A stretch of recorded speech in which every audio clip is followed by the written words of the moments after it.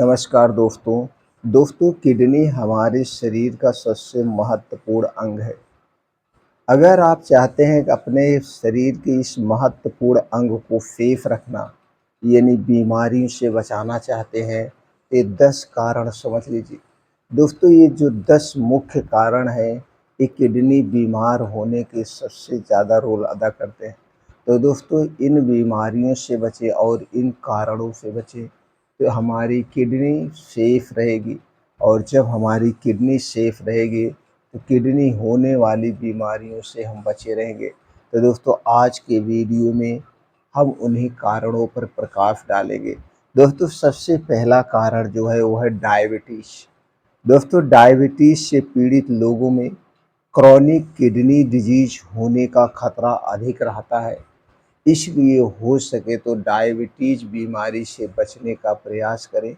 अगर डायबिटीज़ बीमारी है तो इसका सुचारू रूप से प्राकृतिक नेचुरल तरीका अपनाएं। दोस्तों अगर आप डायबिटीज़ को जड़ से ठीक करना चाहते हैं तो आपको दोस्तों कुछ प्राकृतिक नियमों का पालन करना होगा, कुछ खाने-पीने में बदलाव करना होगा, डेली योगा, प्राणायाम, मेडिटेशन करना होगा। इससे संबंधित चैनल पर बहुत सारी वीडियो पड़ी हुई है, आप देख सकते हैं। सीधे तौर पे जानें दोस्तों, आपको डायबिटीज़ बीमारी से बचना होगा। दूसरा मुख्य कारण है दोस्तों उच्च रक्तचाप, हाइपरटेंशन। दोस्तों उच्च रक्तचाप से किडनी की क्षति हो सकती है, इसलिए हमेशा प्रयास करिए आप अपनी बीपी को नॉर्मल रखिए, बीपी को बढ़ने मत दीजिए। अब बीपी को बढ़ाने वाले जो कारण हैं उन कारणों से बचना होगा, जैसे चिंता, डिप्रेशन से दूर रहना होगा। इसके साथ-साथ शरीर की क्रियाशीलता बढ़ाने के लिए योगा, प्राणायाम, मेडिटेशन करना होगा। और सफ़ेद नमक यानी आयोडीन नमक का सेवन आपको नहीं करना है।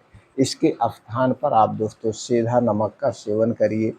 सफ़ेद नमक से सेंधा नमक अच्छा होता है और इसके सेवन से आप काफ़ी हद तक दोस्तों उच्च रक्तचाप से बच सकते हैं और अपने खान-पान में बदलाव तुरंत कर दीजिए। तीसरा जो सबसे बड़ा कारण है वो मोटापा। दोस्तों मोटापा के कारण किडनी डिजीज़ का खतरा बढ़ जाता है। मोटापा क्यों बढ़ता है? जब आप कोई ऐसा बैठने वाला काम करते हैं, शरीर उसमें निष्क्रिय रहता है, आप योगा नहीं करते, प्राणायाम नहीं करते हैं और दोस्तों वसा वाली चीज़ें, फैटी चीज़ें ज़्यादा सेवन करते हैं। तो दोस्तों फैटी चीज़ों का सेवन बंद कर दीजिए। अपने शरीर को दोस्तों एक्टिव रखिए। इसके कई माध्यम हैं, आपको जो पसंद है, आपको जिम जाना पसंद है, जिम जाइए। साइकिलिंग करना पसंद है तो साइकिलिंग करिए, खेल-कूद जो आपको पसंद है, शरीर की एक्टिविटी बढ़ाने के लिए वह 2-1 काम आप ज़रूर करिए। और इसके लिए सबसे अच्छा समय है सुबह का समय। दोस्तों सुबह जल्दी उठने का प्रयास करिए, योगा करिए, मेडिटेशन करिए। चौथा कारण है दोस्तों उम्र। उम्र बढ़ने से भी किडनी की कार्य क्षमता कम हो जाती है। किडनी की कार्य क्षमता कम हो जाती है, तो ये तो स्वाभाविक प्राकृतिक तरीका है, इसे कोई नहीं रोक सकता है।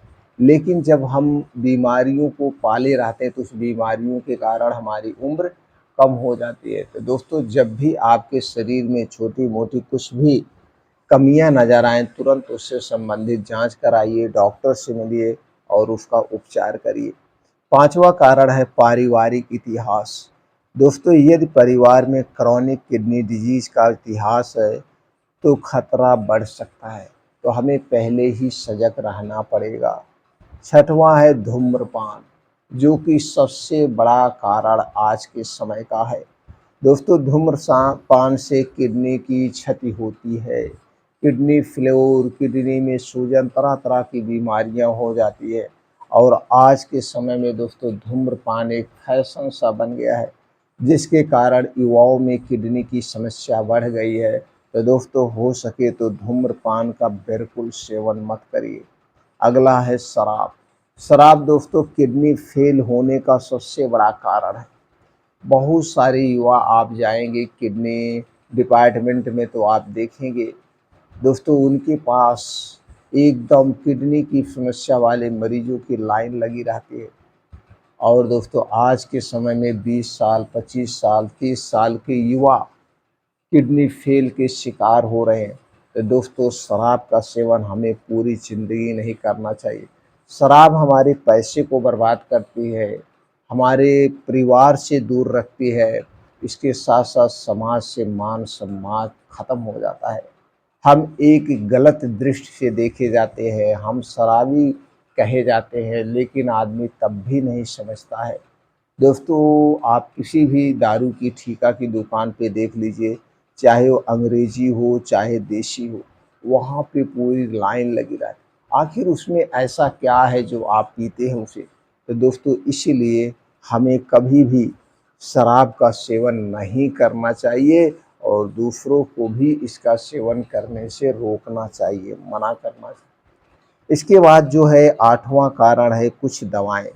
दोस्तों कुछ दवाएँ जैसे पेन किलर, एंटीबायोटिक्स के गलत प्रयोग से किडनी फेल हो सकती है। इसलिए अपनी इच्छानुसार कभी पेन किलर, एंटीबायोटिक का सेवन मत करिए। ये एंटीबायोटिक दवाएँ हमारे स्वास्थ्य के लिए हानिकारक है।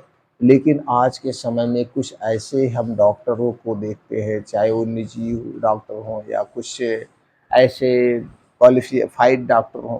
दोस्तों कभी-कभी कुछ बीमारियों में ज़्यादा चल जाती है एंटीबायोटिक, इसीलिए सरकार इससे रोक लगाई है। कभी भी आप अपने इच्छानुसार एंटीबायोटिक का सेवन ना करिए। जब भी एंटीबायोटिक का सेवन करिए, अच्छे डॉक्टर की निगरानी में करिए। तो दोस्तों अपने इच्छानुसार मेडिकल से कभी भी पेन किलर लेके मत खाना। कि जब आपके शरीर में, जोड़ों में या कहीं पे भी दर्द अगर हो रहा है, उसके लिए आप दोस्तों कुछ नेचुरल तरीका भी अपना सकते हैं। पहले नेचुरल तरीका अपनाइए, आपको रिलीफ़ नहीं हो रहा, उसके बाद ही अंग्रेज़ी दवा का आप सेवन करिए, वो भी डॉक्टर की निगरानी में। 9वां कारण है दोस्तों संक्रमण। कुछ संक्रमण जैसे कि पायलोनेफ्राइटिस किडनी की क्षति कर सकते हैं, इसलिए दोस्तों संक्रमण रोग से भी हमें बचना चाहिए। 10वां है आनुवंशिक विकार। कुछ आनुवंशिक विकार जैसे कि polycystic kidney disease, chronic kidney disease का कारण बन सकती है। तो दोस्तों इन सब कारणों से, इन सब चीज़ों से हमें बचना होगा। अब चलिए हम दोस्तों जानते हैं क्रॉनिक किडनी डिजीज़ होने की क्या लक्षण हैं, लक्षण कौन से प्रकट होते हैं। दोस्तों क्रॉनिक किडनी डिजीज़ के लक्षण में अक्सर अक्सर दोस्तों आपको देखते होंगे शरीर में क्या होता है, दर्द होता है, ठंडी लगती है आपको और इसकी शुरुआत में इसके जो है लक्षण पता नहीं चलते हैं। जैसे-जैसे बीमारी बढ़ती है लक्षण अधिक स्पष्ट होते जाते हैं। कुछ सामान्य लक्षण हैं जो इस प्रकार से आपको थकान और कमज़ोरी का एहसास होना, पैरों और टखनों में सूजन होना, बार-बार पेशाब का आना, पेशाब में रक्त या प्रोटीन का आना, भूख न लगना, वज़न का कम होना, मतली और उल्टी का आना, पेट में दर्द का होना, त्वचा पर एलर्जी, खुजली होना, अनियमित दिल की थकान, सिर दर्द, याददाश्त में कमी, मानसिक स्थिति में बदलाव। यदि आपको इनमें से कोई भी लक्षण दिखाई दे तो दोस्तों तुरंत डॉक्टर से परामर्श लें। क्रॉनिक किडनी डिजीज़ का निदान और उपचार शुरुआती चरणों में ही किया जाना चाहिए। अब चलिए मित्रों जानते हैं क्रॉनिक किडनी डिजीज़ से मुक्ति के कुछ औषधियाँ हैं जो उसमें सहायक हैं, उन औषधियों के नाम जान लेते हैं। दोस्तों पुनर्वा यह किडनी की कार्य क्षमता में सुधार करने में मदद करती है। दूसरी है वरुण, यह किडनी की पथरी को दूर करने में मदद करती है और तीसरी है गोछरू, यह किडनी की कार्य क्षमता में सुधार करने में मदद करती है। कालमेघ यह किडनी की सूजन को कम करने में मदद करती है। त्रिफला किडनी की कार्य क्षमता में सुधार लाती है। दालचीनी किडनी की कार्य करने की गति को बढ़ाती है।